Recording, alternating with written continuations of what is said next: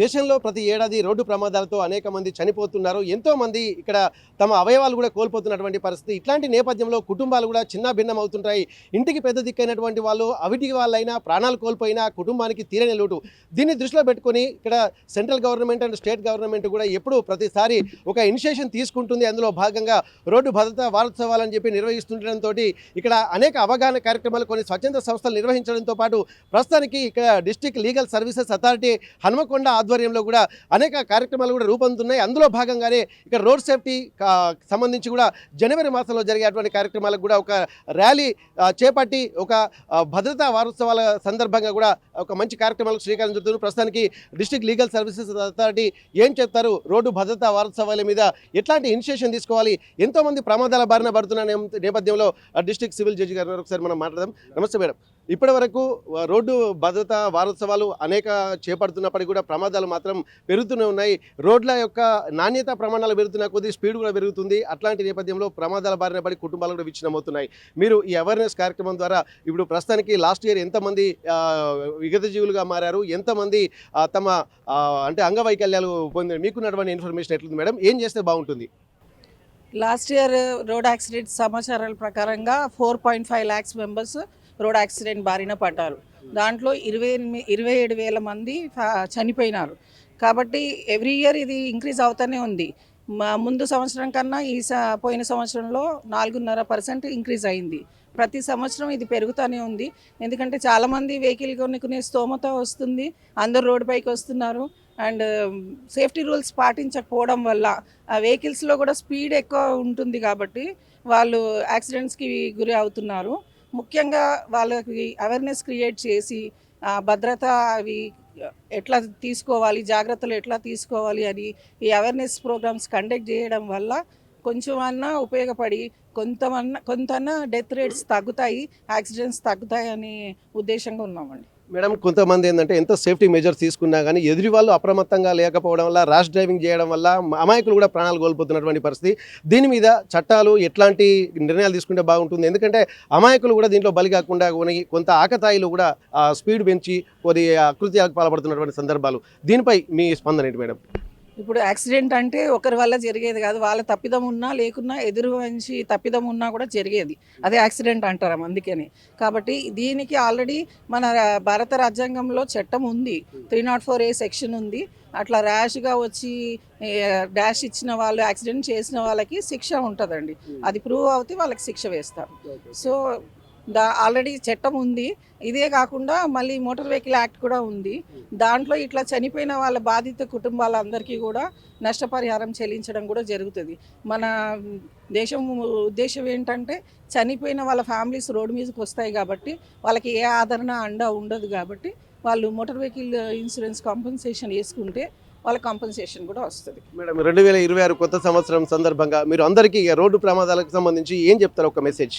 అందరూ కూడా తన యొక్క బాధ్యతగా గుర్తించి సీట్ బెల్ట్ వేసుకొని సేఫ్టీ డ్రైవింగ్ చేసి అండ్ డ్రంక్ అండ్ డ్రైవింగ్ చేయకుండా, డ్రంక్ అండ్ డ్రైవింగ్ చేసి మా పోలీస్ వాళ్ళకి దొరికి చలాన్లు కట్టకుండా, జోబులు ఖాళీ చేసుకోకుండా ఉండాలని ఈ ఎడ్యుకేషన్ అవేర్నెస్ క్యాంప్స్ని అందరికీ కూడా తెలియపరచాలని, జిబ్రా క్రాసింగ్స్ దగ్గర పెడెస్ట్రియన్స్ క్రాస్ చేస్తున్నప్పుడు తగు జాగ్రత్తలు తీసుకొని క్రాస్ చేయాలని, బాధ్యతగా డ్రైవింగ్ చేయాలని కోరుకుంటున్నాం. Thank you madam. ఎందుకంటే చాలా వాల్యుబుల్ ఇన్ఫర్మేషన్. ఎందుకంటే వేగం కన్నా ప్రాణం మిన్న అన్నటువంటి కాన్సెప్ట్ కూడా ప్రతిసారి ఎప్పటి నుంచో వస్తుంది, కానీ ఆచరణలో వచ్చేసరికి అది కష్టసాధ్యం అవుతుంది. ఎందుకంటే డ్రంక్ అండ్ డ్రైవ్స్ కూడా పెరుగుతున్నటువంటి నేపథ్యంలో, ఇక్కడ తప్పతాయి కూడా రోడ్డు ప్రమాదాలకు కారణమవుతున్నటువంటి నేపథ్యంలో కూడా కొంతమంది యాక్సిడెంట్ అంటేనే రెండు వైపులా ఉంటుంది కాబట్టి అమాయకులు కూడా బలి కాకుండా ప్రతి ఒక్కరు బాధ్యత తీసుకోవాల్సినటువంటి అవసరాన్ని కూడా జడ్జి మేడం చెప్తున్నారు. ప్రస్తుతానికి ఏసీపీ, వరంగల్ ట్రాఫిక్ ఏసీపీ. ఎందుకంటే వరంగల్లో కూడా అనేక సెకండ్ అంటే 2 tier సిటీగా ఉంటున్నటువంటి నేపథ్యంలో, హైదరాబాద్ తర్వాత సెకండ్ క్యాపిటల్ ఆఫ్ తెలంగాణగా ఉన్నటువంటి నేపథ్యంలో ఒక బాధ్యత కూడా ఇటు పౌరులతో పాటు అధికారుల్లో కూడా ఎక్కువగా ఉంటుంది. కాబట్టి ప్రస్తుతానికి ఏసీపీ గారు మనతో ఉన్నారు, సత్యనారాయణ గారు. సార్ నమస్తే సార్. ఇప్పటి వరకు వరంగల్ అనేది ఇంకా మిగిలిన రాష్ట్రాలతో కొంత పోల్చుకుంటే మాత్రం కొంత సేఫ్టీగా ఉంటున్నట్టుగా అనిపిస్తుంది. కాకపోతే ఏంటంటే ఇంకా రాబోయే రోజుల్లో కూడా రోడ్డు ప్రమాదాలు కూడా పెరగకుండా మీరు ఎట్లాంటి ఇనిషియేషన్ తీసుకుంటున్నారు, ట్రాఫిక్ని కూడా క్రమబద్ధీకరించాల్సినటువంటి అవసరం కూడా కనిపిస్తుంది. మీరు ఈ కొద్ది కాలంలో గమనించినటువంటి పరిస్థితులు ప్లస్ వరంగల్ నగరంలో ఎట్లాంటి పరిస్థితులు తీసుకుంటే ఇంకా మనం రోడ్ సేఫ్టీ మెజర్స్ తీసుకోవచ్చు సార్? వరంగల్ నగరం రోజు రోజుకి అభివృద్ధి చెందిన నగరం మనం చూస్తూ ఉన్నాం. ఎవ్రీడే ట్రాఫిక్ వచ్చేసి మనకి ఒక్కో సిగ్నల్ నుంచి 1,90,000 నుంచి 2,10,000 వరకు వెహికల్స్ మనకి ఎవ్రీడే వచ్చే మూమెంట్ అవుతూ ఉంటాయి. దీంతో పాటు పాదచారులు, తర్వాత సైకిల్స్, తర్వాత నడిచే సంఖ్య ఇంకా 100% ఉంటుంది. ఇలా 35% లెక్కేసుకుంటే మనకు వచ్చేసి 2 lakhs వెహికల్స్ మన రన్ అవుతున్నాయి. దీన్ని ప్రతిసారి మనం ఎవ్రీడే ఏం చెప్తున్నామంటే కంపల్సరీ మీరు రోడ్ రూల్స్ పాటించండి, హెల్మెట్ ధరించండి. మీ ప్రాణం ముఖ్యం, తర్వాత ఎదురు వాళ్ళ ప్రాణం కూడా ముఖ్యం. ఇప్పుడు మనం డిఫెన్సివ్ డ్రైవింగ్ అని మనం ఎక్కువ ప్రమోట్ చేస్తాం తెలంగాణలో. డిఫెన్సివ్ డ్రైవింగ్ అంటే మనమే ముందు జాగ్రత్త చర్యగా వెహికల్ నడిపేటప్పుడు మనకు ప్రికాషన్ అనేది తీసుకుని, ఇప్పుడు ఫాగ్ ఉంది దానికి హెడ్ లైట్స్ ఆన్ చేసుకోవడం, తర్వాత ఫాగ్ లైట్స్ మెయింటైన్ చేయడం, తర్వాత మన దాన్ని ఏమంటారు వైపర్స్ క్లీన్గా ఉన్న చెక్ చేసుకోవడం, బండి కండిషన్ చెక్ చేసుకుని పోతూ ఉంటే మనకి ఆటోమేటిక్గా ఇక్కడ అన్నెసరీ ఒక వెహికల్ ఆగిపోతే డిప్పర్ లైట్స్ ఆన్ చేసి పెట్టడం, ఇలాంటివి చేస్తుంటే మనకి యాక్సిడెంట్స్ తగ్గుతూ ఉంటాయి. యాక్సిడెంట్ అనేది మనం ముందు తగ్గించుకోవడం తప్ప ఎవరి మీద ప్రొటెక్షన్ అనేది కానీ సెక్యూరిటీ సేఫ్టీ అనేది ఓన్లీ గవర్నమెంట్ పోలీస్ యొక్క ఇదే కాదు. ప్రతి పౌరుడికి మన ఎప్పుడైనా స్కూల్ డేస్ నుంచి కూడా మనం ఇంపార్ట్ చేస్తూ ఉన్నాం. ఇప్పుడు ఈ నెల రోజుల పాటు ప్రతి స్కూల్లో కూడా ప్రతి కాలేజీలో కూడా మనం కండక్ట్ చేస్తున్నాం. దీంట్లో కొత్త ఏంటంటే 18 ఇయర్స్ ప్రతి వ్యక్తి కూడా కంపల్సరీగా డ్రైవింగ్ లైసెన్స్ తీసుకోవాలని చెప్పేసి మోటోగా మనం చెప్తా ఉన్నాం. ఎందుకంటే ఓటోకి ఎలా తీసుకుంటాం డ్రైవింగ్ లైసెన్స్ అదేవిధంగా తీసుకున్నట్టయితే మనకి ఆ డ్రైవింగ్ లైసెన్స్ లేని భయం కొద్ది తొందరగా కింద పడుతుంది, స్కిడ్ అవుతున్నారు. పిల్లలు ఏం చేస్తారంటే తల్లిదండ్రులు ఇప్పుడు మనకి ఎకనామిక్గా మన గ్రోత్ పెరిగింది, ఫైనాన్షియల్ స్టేటస్ పెరిగింది కాబట్టి పెద్ద పెద్ద బండ్లు కొనిస్తున్నాం. ఇంతమంది ఒక్కొక్క ఫ్యామిలీ 10 మంది పిల్లలు ఉండేవాళ్ళు, ఇప్పుడు ఒకళ్ళు ఇద్దరు ఉండేసరికి వాళ్ళకి మంచి చూడడం ఉద్దేశంతో మంచి బండ్లు ఇస్తున్నారు. దాంతో వెళ్ళిందంటే బండి కొనిచ్చే వరకు తల్లిదండ్రుల బాధ్యత, తర్వాత వాళ్ళు రోడ్డు మీద ఎలా బిహేవ్ చేస్తున్నారో చూడట్లేదు. దీనికోసం మనం ప్రత్యేక డ్రైవ్ కండక్ట్ చేస్తున్నాం. ప్రతిరోజు మీరు అబ్జర్వ్ చేస్తూ ఉంటారు, మన ఒక 31st నైట్ టైం 272 మంది మన డ్రింక్ అండ్ పట్టుకోవడం జరిగింది. మీ అందరూ తెలిసింది రికార్డ్ బ్రేక్ ఇక్కడ. అంటే ఇది చేస్తా అంటే మ్యాక్సిమం కౌన్సిలింగ్ చేస్తూ ఉన్నాం, వీళ్ళందరూ ఫ్యామిలీస్ కౌన్సిలింగ్ చేస్తున్నాం. దాంతో చాలా మార్పు వచ్చింది. ఇప్పుడు మన రీసెంట్ అబ్జర్వ్ చేసిన సెకండ్ టైం దొరకట్లేదు. దట్ మీన్స్ ఏంటంటే వాళ్ళు కనీసం జాగ్రత్త పడుతున్నారు, ఒకటి తాగి రోడ్డు ఎక్కట్లేదు. ఇలాంటి అవాయిడ్ చేయడం కోసం ఈ ప్రోగ్రామ్ చేస్తున్నాం. దీంట్లో మా సహకరించి మీ అందరికీ కూడా ప్రతి వ్యక్తిని కోరుతున్నా, సేఫ్టీ ఫస్ట్, తర్వాత వేగం అనేది నెక్స్ట్ అనేది చెప్పి వాళ్ళు పాలసీ తీసుకొని వాళ్ళు డ్రైవ్ చేయాలని చెప్పేసి ఆశిస్తుంది. Thank you. ఓకే, ఇప్పుడు ప్రస్తుతానికైతే సార్ వాళ్ళు తీసుకుంటున్నారు, ఎందుకంటే ఒక స్ట్రాటజిస్టిక్స్ ప్రతిదీ కూడా కూలంకషంగా చెప్తున్నారంటే వారి యొక్క అబ్జర్వేషన్ ఎంత ఉందో మనం అర్థం చేసుకోవచ్చు. ఎందుకంటే ఒకసారి డ్రంక్ అండ్ డ్రైవ్లో దొరికినటువంటి వాళ్ళు మరోసారి దొరకకపోవడాన్ని కూడా వాళ్ళు అంత కీన్ అబ్జర్వేషన్ చేస్తున్నారంటే ఎంత ఇనిషియేషన్ తీసుకుంటున్నారనేది కూడా మనం గమనించాల్సి ఉంటుంది.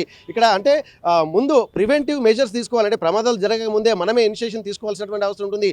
ఎదుటి వాళ్ళు ఎలా వచ్చినా సేఫ్టీ ప్రికాషన్స్ ముందు మనం తీసుకోవాల్సినటువంటి అవసరాన్ని కూడా గుర్తు చేస్తున్నది ఒక మంచి పరిణామంగా చెప్పుకోవచ్చు. సార్ మీరు చెప్పండి సార్, ఇప్పటివరకు రోడ్డు ప్రమాదాలకు సంబంధించి అనేక అంటే తెలియని తప్పుకు కూడా బాధ్యత వహించాల్సినటువంటి పరిస్థితి మీరేం అబ్జర్వ్ చేస్తున్నారు? ఎందుకంటే ఒక్కొక్కరు ఒక్కొక్క ఇనిషియేషన్ తీసుకుంటున్నంత నేపథ్యంలో న్యాయస్థానాలే రంగంలోకి దిగాల్సినటువంటి అవసరం ఉంటుంది. ఎందుకంటే కొంతమంది స్వచ్ఛంద సంస్థలు గతంలో చేసేది, కానీ ఇప్పుడు న్యాయస్థానం రంగంలో దిగాల్సినటువంటి పరిస్థితి వచ్చిందంటే ప్రమాదాల స్థాయి ఏ విధంగా పెరుగుతుందో కూడా మనం గమనించవచ్చు. మీరేం చెప్పదలుచుకున్నారు? ఇవి చట్టాలతో మారేటి కాదండి, చట్టాలతో సమాజం మారదు. పౌరుడు తన పరివర్తన మార్చుకోవాలంటే సామాజికంగా కొంత బాధ్యతగా ఉండాలి. నేను అంటే గమ్యం అగమ్యం, గమ్యం వేరు అగమ్యం వేరు. అగమ్యం ఎప్పుడు వస్తున్న మనిషి అంటే తను మత్తులలోనై కొంత ఆవేశంలోనే జరిగిన సంఘటన జరిగినప్పుడు యాక్సిడెంట్ ఎక్కువైతుంటాయి. ఏసీపీ గారు చెప్పారు ఇప్పుడు డ్రంక్ అండ్ డ్రైవ్ చాలామంది పట్టుకున్నామని. అత్యంత భారతదేశంలో మందు ఎక్కువ సేల్ అయింది కూడా తెలంగాణ రాష్ట్రం అండి. అవునా? విలేకరులు మీకు కూడా బాగా తెలుసు. సో నేనేమంటున్నా అంటే అప్పుడు పోలీసు వారికి ఇంత రిస్క్ లేకుండే, ఇంత భద్రత అవసరం లేకుండే, ఎందుకంటే పౌరుడు చాలా బాధ్యతగా పోయేది. కానీ ఇప్పుడు ప్రతిరోజు పండుగ అయిపోయింది.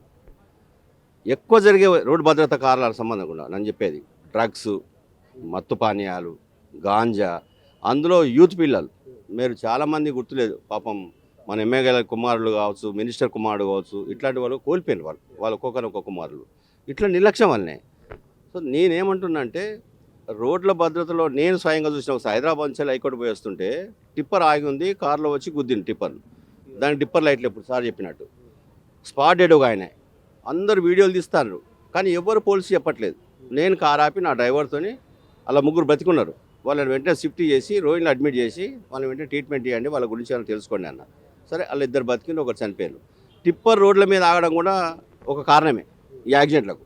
అంటే నైట్ టైం దాని పర్యవేక్షణ ఎవరు చేయాలి? మోటార్ వెహికల్ ఆర్టీఓ వాళ్ళు చేయాలి. నిజానికి సరే రోడ్డు భద్రత ట్రాఫిక్ వాళ్ళతో పాటు చేయాలి. ఇట్లాంటి యాక్సిడెంట్ కూడా ఎక్కువ అవుతున్నాయి. సో ఈ భద్రత అన్నది హెల్మెట్, లైసెన్సు, డ్రైవింగ్, ఆర్సీ ఇవన్నీ ప్రధాన కారణం కాకుండా ఇంకొక ప్రధాన కారణం ఏంటంటే మనిషి తన శారీరకంగా జాగ్రత్తగా నడుచుకొని పోతే ఈ రోడ్ల భద్రత తగ్గుద్దండి. Thank you sir. ఇప్పటివరకు చట్టాలు ఉంటాయి కానీ ఆ చట్టాలు అనేవి ప్రజల కోసం ఉంటాయి కానీ స్వీయ నియంత్రణ లేకపోవడం అనేది కూడా ప్రమాదాలకు ఎక్కువ కారణంగా గమనిస్తున్నారు. ఇప్పటి వరకు చాలామంది సినీ ప్రముఖులు అలాగే పొలిటికల్ లీడర్ల యొక్క పుత్రులు కూడా ఈ ఓవర్ స్పీడ్ అలాగే డ్రంక్ అండ్ డ్రైవ్ కేసులో కూడా ప్రమాదాలను పరిపడి విలువైనటువంటి జీవితాలు కోల్పోయిన సందర్భాలు అనేకంగా ఉన్నాయి. తెలంగాణ రాష్ట్రంలో కూడా మత్తులో మోగుతుందన్నటువంటి విషయాన్ని కూడా గమనించాల్సినటువంటి అవసరం ఉంటుంది. ఇక్కడ మొన్న డిసెంబర్ 31 కూడా అనేక కేసులు కూడా వరంగల్లో కూడా ఎక్కువ కేసులు నమోదైనటువంటి నేపథ్యంలో ఇవన్నీ గమనించాల్సినటువంటి అవసరం అయితే కనిపిస్తుంది. ఏది ఏమైనా సరే స్వీయ నియంత్రణ లేకపోవడం వల్ల ప్రమాదాలు ఎక్కువగా జరుగుతాయన్నది మాట వాస్తవం. కాబట్టి ప్రజలు మాత్రం అప్రమత్తంగా ఉండాల్సినటువంటి అవసరాన్ని కూడా గుర్తు చేస్తూ ఒక మంచి అరుదైనటువంటి కార్యక్రమాన్ని కూడా రూపొందించినటువంటి పరిస్థితి ఇక్కడ జిల్లా న్యాయ అధికారులు కూడా చేస్తున్నటువంటి పరిస్థితి.